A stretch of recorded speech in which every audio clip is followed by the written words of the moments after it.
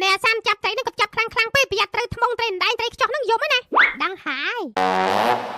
យមួយនេះត្រីអីគេអានឹងគេហៅត្រីខ្ចោះនឹងមានថ្មងប្រយ័ត្នមុតដៃវិញកាន់តែស្រួលបួលតែមុតដៃនឹងដឹងឯងយំហីត្រីកញ្ចក់រូបរាងអញ្ចឹងហ៎ដាក់ចូលធុង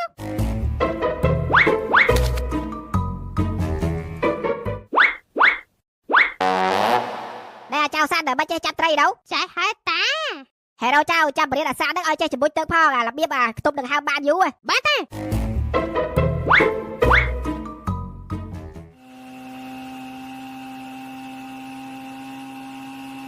មានអារម្មណ៍មិនដែរ baby ចាសប្បាយណាស់មានអារម្មណ៍ថាស្រស់ស្រាយមកខ្យល់អាកាសបរិសុទ្ធ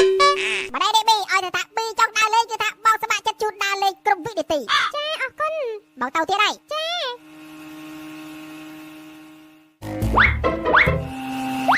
អាយ៉ា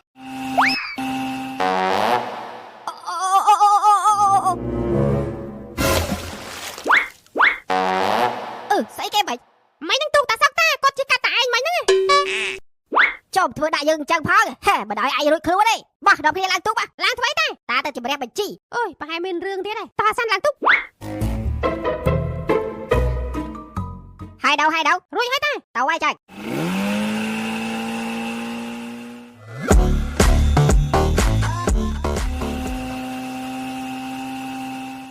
ណែពីដាជីទូកឆាបយើងបាញ់បងណែកញ្ចាស់យកផ្លូវទឹកនេះជាផ្លូវទឹកសាធារណៈទេអ្នកភូមិអ្នកណាក៏អាចប្រើបានដែររបស់ឯងផ្ដាច់មុខមែនយើងបែរថាផ្លូវទឹកនេះផ្លូវទឹករបស់យើងទេប៉ុន្តែឯងបើកមកដល់កន្លែងយើងហើយឯងមិនប្រមបន្ថយល្បឿនណាធ្វើឲ្យទូករបស់យើងនេះវាចល័តចលោតចិត្តលិចហើយគាត់តែប៉ុណ្្នឹងខឹងដែរធ្វើប៉ុណ្្នឹងអត់ខឹងបាច់យើងមិនឲ្យឯងជន់បានទេសុំទោសយើងភ្លាមយើងបានធ្វើខុសផងត្រូវសុំទោសឯងធ្វើអីបើឯងមិនសុំទោសយើងទេថ្ងៃនេះនឹងមានម្នាក់រងរបួសតើអើយកំដៅថ្នាក់នឹងអីណែយើងមិនចង់មានរឿងរ៉ាវវែងឆ្ងាយទៅដល់មេភូមិទៀតទេឥឡូវចេះបើសិនជាឯងចង់ឲ្យយើងសុំទោសឥឡូវយើងប្រកួតគ្នាល្អណាស់ឯងចង់ប្រកួតអ្វីដែរ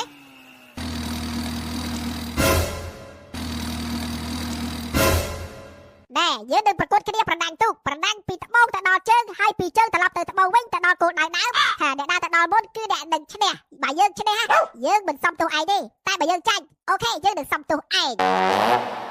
បងសុកអើយសុំទោសគាត់ទៅកុំឲ្យរឿងវែងឆ្ងាយអត់សុំទោសទេចង់ប្រដាំងទូកបែនអូខេយល់ព្រមយើងមិនខ្លាចឯងទេតោះទៅកន្លែងទី